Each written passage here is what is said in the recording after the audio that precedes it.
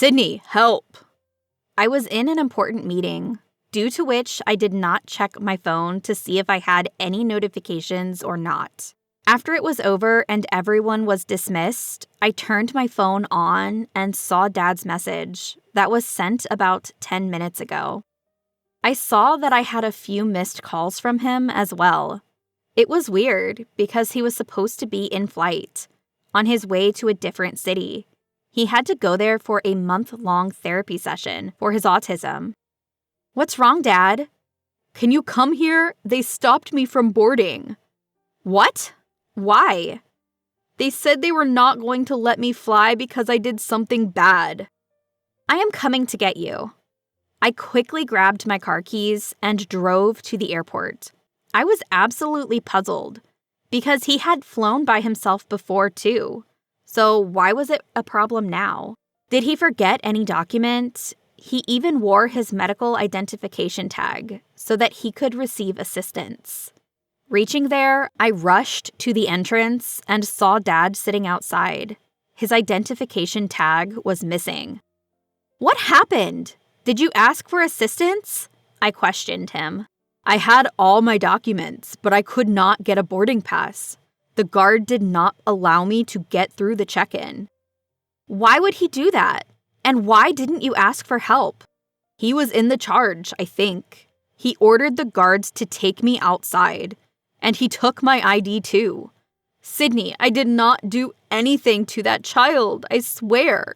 I could see that Dad was really affected by this. He was completely shaken up and was fiddling with his fingers. "Let's go and talk to the authorities." I walked to the security guard at the entrance and asked him regarding the appropriate place to get my query solved. He told me there was an office situated right beside the airport that could deal with such situations. I held Dad's hand and told him that we had done nothing wrong and that I would book a different flight for his trip. We walked to the office and an employee greeted me. "Hello, how may I help you?" she asked. "We need to file a complaint. One of your security in charge refused my father to get his boarding pass, even though there was nothing wrong with his documents, and accused him of something he didn't do. The in charge also took away his medical identification tag." The employee nodded and picked up the office phone to talk to someone, after which they asked us to wait. A few minutes later, a big, bald guy arrived with Dad's ID attached to his keychain. Dad turned nervous just by looking at him and kept his eyes averted from him. He looked scared of him. "What is it?" he asked in a rough voice.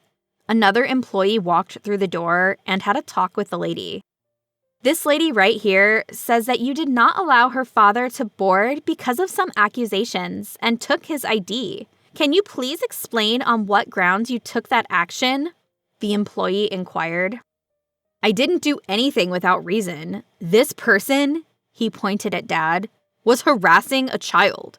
I saw that and brought him to my office," the in-charge said. "That's a lie! I did not do anything," Dad said from behind. But with a look from the in-charge, he became quiet again. "I did not do anything, Sydney. I only helped her put her toy back," he mumbled to me. "Then tell me, why was the child crying? I took away his identification tag because I thought he was lying of his disability, and I still think the same." I was furious of the allegations. I pulled out my phone and showed them the medical documents that clearly stated Dad's disability. "This could be forged," the in-charge said.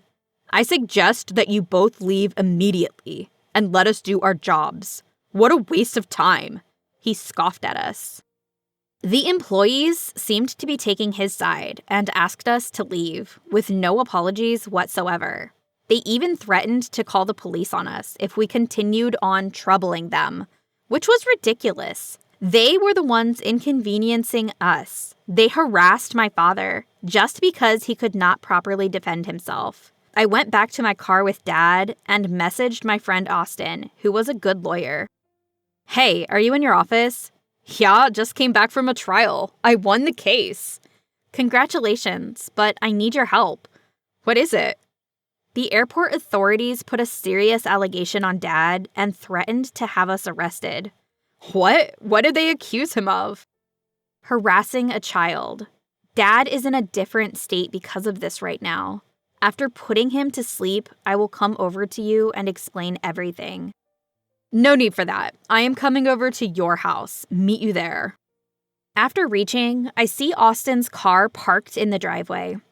I park beside him and ask Dad to get out of the car. Austin sees us and gets out as well.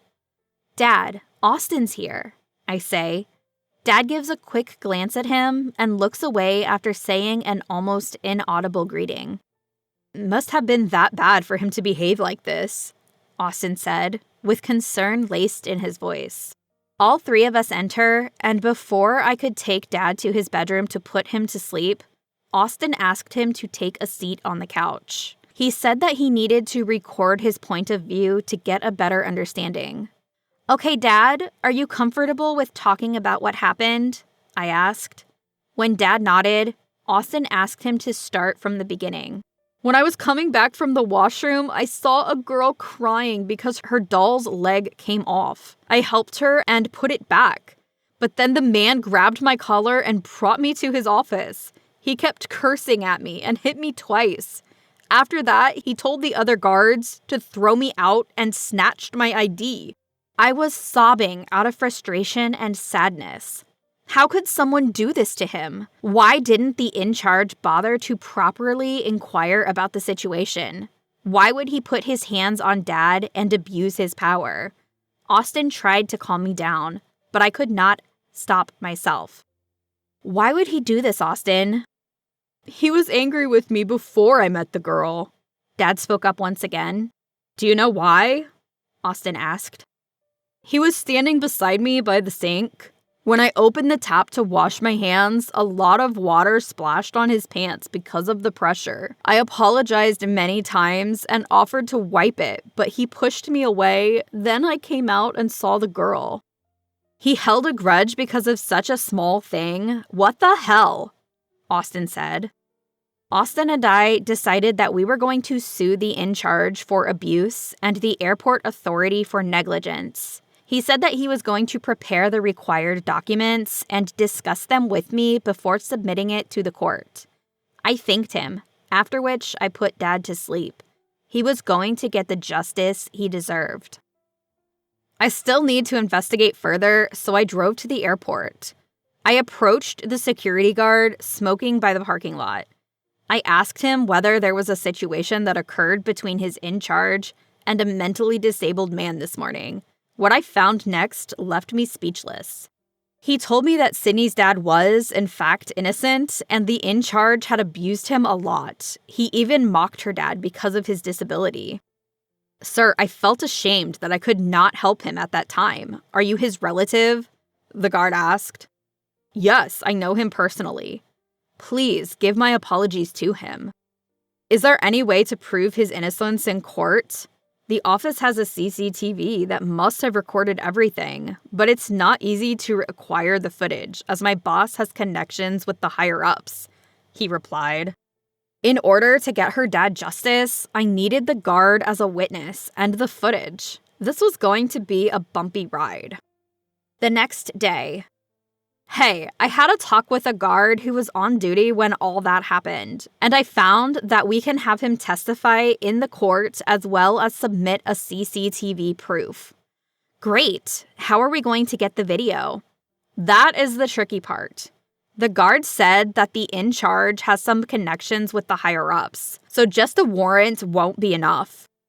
We first need to bring the guard to court. Then we will request for the footage to be shown as proof. Maybe we could ask for the footage when he was helping the child as well.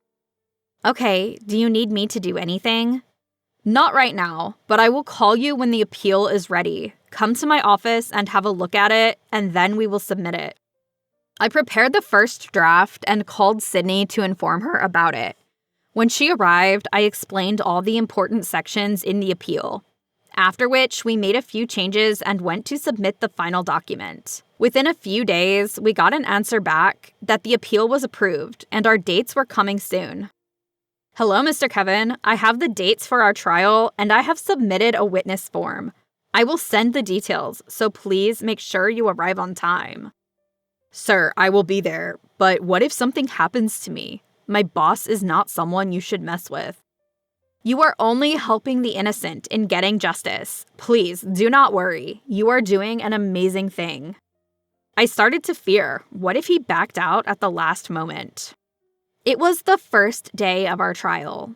I assured Dad that we would put up a strong fight and everything will get better. Dad and I are on our way. Has Kevin arrived? No, not yet. I just hope he does not bail out on us. Wait, what? Why do you think he would do that? Did he say something to you? He was just scared of going against his boss. I will try calling him, don't worry. This was something serious. Throughout the ride, I kept praying for Kevin to come and testify. This was extremely important to us. We reach and I bring Dad near the courtroom, where Austin was waiting for us. Please tell me he is here, I say, almost begging for him to say yes. Austin asks me to look behind me, and I see Kevin sitting on a bench, looking at his shoes. It took a lot of convincing because he was actually going to back out. Anyway, the airport attorney will frame Kevin and say that he was lying because he had not been promoted since 3 years, which is actually true. But I asked Kevin, and he said that he did not mind about the promotion. That is when we will request to obtain the footage from the airport, Austin explained. The trial started soon, and we came inside. Throughout the trial, I felt Dad squeezing my hands. This was because the in-charge kept sending threatening looks our way. As things progressed, the attorney indeed framed Kevin. Austin was fierce and adamant while putting forth his points. But the twist came when our footage request was almost denied. We had to argue back and forth, highlighting that the footage was important to prove Kevin's statements. It was also required to prove that Dad had never harassed the girl. Austin pointed out that people like my dad, who were neurodivergent, were almost always blamed because they could not defend themselves. Even though they could sense that something wrong has happened to them, they did not have the means to defend. Austin became emotional and said that if my dad, who was innocent, did not get his justice, there would be no faith left in the judiciary system. The judges discussed amongst themselves, and honestly, I had no idea if it was the emotional speech that had an effect or something else. They permitted us to submit the footages on the condition that somebody from the court would be accompanying us as well. The head judge announced new date and dismissed everyone. Thanks for helping us today. We are one step closer to winning because of your testimony. I realized it was the right thing to do after you called me. I am glad I could be of help, and I hope you guys win this and my boss gets what he deserves. I will make sure of that. I was contacted by an unknown number. Hello, I am Charles, the senior paralegal of X Airport. I am reaching out to you to discuss regarding the ongoing trial. We have an offer for Miss Sydney and her father. Go ahead. We think it is better that we don't drag this further and dismiss the complaint, taking the case back. Airport authorities have offered to submit written apologies by the assailant and the employees, as well as pay a good amount of damages. I quickly take a screenshot and forward it to Sydney. Great, now they are trying to dismiss it to not damage their reputation. I don't care, Austin. It's not about the money. It is how they framed Dad and abused their power. I don't want this to happen to any other person. I will forward them the response. Thank you for the offer, but my client has no intention to accept it. You are making a grave mistake. The authorities will make you regret doing this. I have taken a screenshot, so thank you for the threat too. I will be submitting this in court as well. I didn't know they taught paralegals how to threaten. I blocked his number after sending the last message. I began thinking that the airport had hired ridiculous people for their important positions.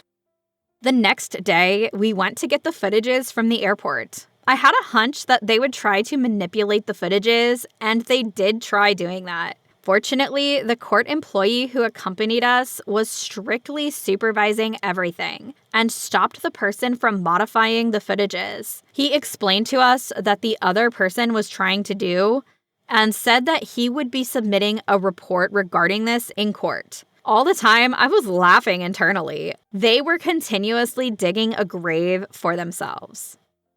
The footages have been submitted, and their team is reviewing it. We would be hearing from them anytime now. I informed Dad about this and saw that he was happy. He asked whether this would happen to him again and what he should do if it did. I replied that he would never face such a situation because now this case was going to create an impact. It was really important to bring everyone's attention to this sensitive situation. A few days later, we sat in silence, almost on the edge of our seats, anticipating for the final verdict. The attorneys gave their closing statement, and we came to know that the opposition had no meaning or conclusion in their statement. They were merely spewing nonsense. Soon the judge passed the verdict, and I almost screamed in joy when he labeled Dad as innocent and announced the punishment for all those responsible. The in charge was going to be dismissed from his position as well, which was a relief to hear. No such person should be handed over an important responsibility.